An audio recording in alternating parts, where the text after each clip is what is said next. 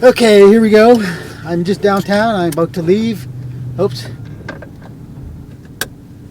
Hold on a second.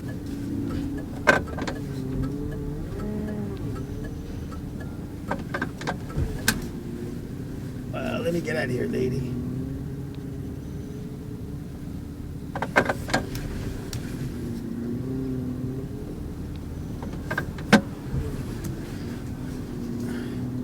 Let me get out. You can have a lot more space. Okay. Sorry, just dealing with parking. Somebody was pulling in behind me, not giving me much room to leave. Okay, that'll be the topic.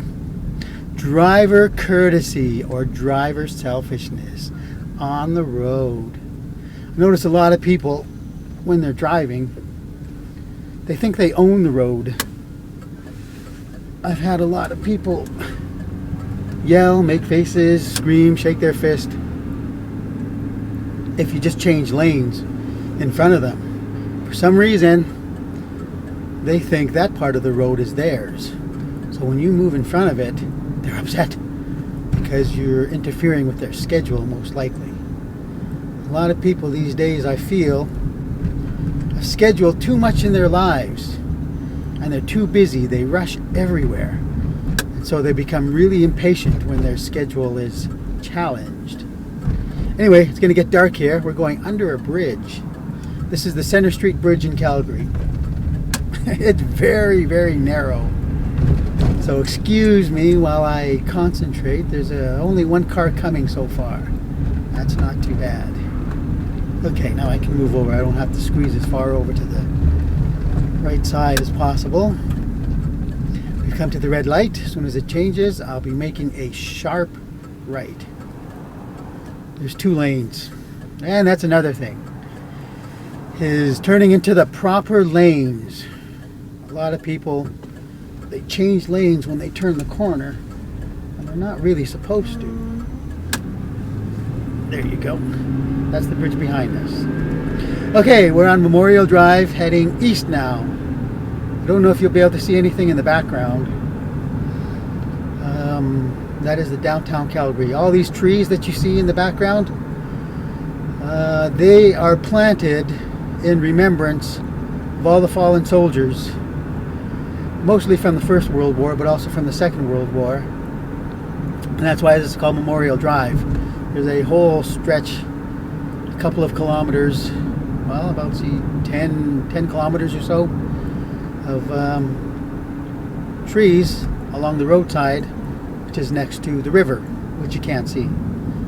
The Elbow River beside us. Or is that the Bow River? Oh, we've got 2 rivers running through Calgary. The Bow River, which is the bigger one, that comes right from the mountains. And the Elbow River, which is a smaller river, which also comes from the mountains. But this time of year, the water is really cold because the snow is melting off the mountains, which turns our water really cold. But it's a fast-running river, and it's not too deep either. I remember when I was working on the TV series Viper, the Americans came up here, and there was a scene in which the bad guys got pushed off one of our bridges and got dumped into the river. The Americans, they must be used to really deep, deep rivers that are next to the city. But our river, it kind of surprised them. Because the bridge they were at, it was maybe a foot deep, 12, 14 inches deep. So when the car fell over into the water, it didn't sink. So they had to fake that scene. But with the magic of Hollywood and editing and stuff like that, the scene that they were looking for, it worked. And I watched the scene in that particular TV show, and it does look like the car went over the bridge and actually sunk. Oh wait, I got to start talking about the river, and then I started talking about TV series and movie editing, and I was supposed to be talking about driver courtesy or lack thereof. But that's my train of thought. It just goes from one thing to another.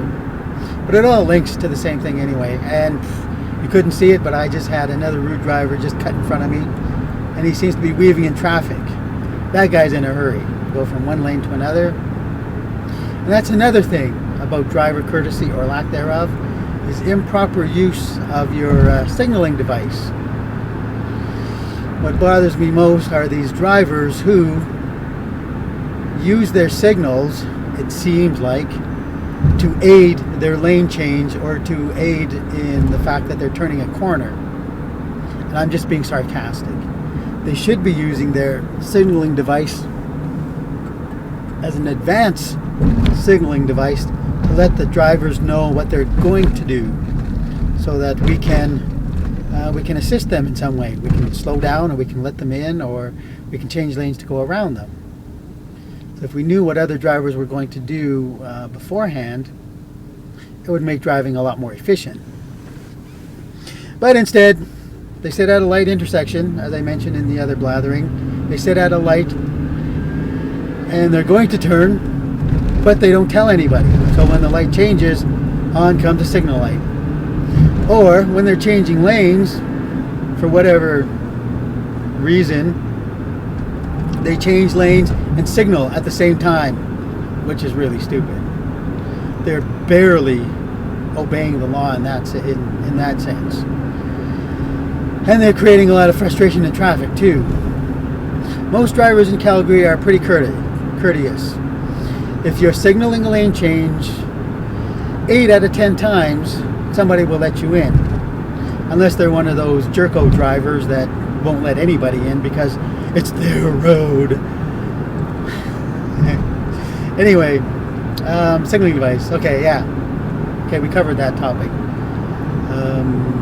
Improper use causes a lot of frustration and inefficiency in driving. And proper use creates a lot of courtesy and an efficient flow of traffic. This whole thing about signaling and efficiency in traffic, I picked up when I was driving airport shuttle, as well as driving for those private schools, driving the preschool and the kids around. And it's because of the traffic in Calgary, which is increasing. That's the main reason why I don't want to go back to driving. Because Calgary now has almost 1.5 million people, and therefore there are much more drivers on the road, which means there are much more bad drivers on the road. I would go so far as to call them bad drivers. But for the most part, the Calgarians are very good drivers. They're very courteous drivers. It's just too bad that there are a few bad apples that spoil the bunch. But for the most part, Calgary is still a great city to drive. Although we've grown a little too fast, faster than the city planners had designed. So our rush hours, they take a long time now, because we have a lot more people going to work and a lot more people coming from work in the downtown area. And our road system was not made for the number of people that we have traveling on them. But the city's doing their best to make things more efficient. They add more lanes when they can, and they try to favor the lights. They try to get the lights to favor the rush hour traffic to and from the downtown core. But as in any city, rush hour is not really an hour. Our rush hours, I would say on the average, are about 3 hours long. Sometimes they start earlier when it's a long weekend, and sometimes they're very short, depending on what day of the week it is. Okay, sorry, I had to pay attention to the drivers in front of me, because sometimes when they slow down, they're creating, like I said, they're creating problems because of their inexperience. The only people I will give a break to are the people who've been on the road for less than a year. But you never know who they are either, too. You don't know who the inexperienced drivers are, and you don't know who the reckless drivers are. You can just be safe in assuming that everybody else on the road is an idiot. Our drivers training courses in the city, they tell you to expect that. Just assume everybody's an idiot and they're going to do something stupid. That way you're always cautious in traffic. You're always wary of other drivers. So that hopefully they don't surprise you with the things they do or the things they don't do. Anyhow, I think that's about it. I think I've run out of things to say, actually. I'm almost home. I'll stop, do a few things, and then I'll leave again. I was just downtown picking up a camera from a friend that I lent to. He was getting married in Hawaii, so he asked to borrow the camera, a lightweight camera, and a lightweight tripod, which he used for the most part, but he discovered that his son's iPad also has a camera on it. So for the actual wedding ceremony, he got his son to videotape that. So he didn't use the camera as much as he thought he did, but he did use it. But because it's one of those new digital cameras, he doesn't know how to download the footage so that he can watch it. So I will take the footage that he's done, I will download it for him, and I'll make a DVD copy for him. And that's why I was downtown, is to pick up the camera. And plus now I got the camera back, which means I can start making more better quality no one-man videos. I want to start getting into making some more of those. I didn't have this better quality camera when we went to the Comic-Con. I only had the camera that you have now, which is that little tiny iPod camera, a 16 gig iPod. I've taken all the music out of it, and I've only uploaded onto it 3 movies.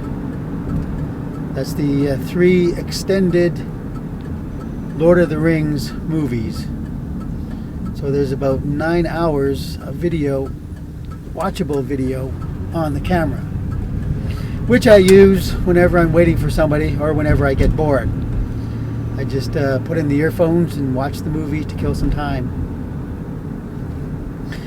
And so that leaves me with about 5 gigs of memory to record on, which is good because 1 gig on that particular camera, 1 gigabyte of information, gives you about an hour worth of video, which is a good length of time, which means I have 5 hours of video I'm able to record. And now we get pedestrians walking on the road. Sorry, I get a little distracted with what's on front. But anyway, what was I talking about? Oh, quality of camera. Yeah, so the iPod camera, the one that you're watching this on, or the one that's recording this on, about 5 hours worth of memory to record on. Although the quality is not great, but it's not bad either. And it's got a pretty decent lens for just a basic lens. And I have another camera that I used at the Comic-Con, which wasn't so great either, but it was still functional. And that was just a standard basic little Kodak bottom of the line still camera, which in itself records pretty decent video and really great pictures. For a basic $100 camera, it's actually pretty good. But again, it doesn't give you the same kind of quality as a actual video camera that is designed for video work. So I've got the better quality camera back, which was given to me by my baby brother Ben. And there's an ambulance at one of the houses down from us, so I hope it's not too serious. And again, whenever I see ambulances or hear sirens from police or fire, I always say a little prayer for that situation because we have no idea what's going on. But there's always somebody in danger or somebody that needs prayer for whatever reason. Anyhow, that's it. I'm back, and we'll talk to you later. Have fun wherever you are in YouTube land and internet land. See ya.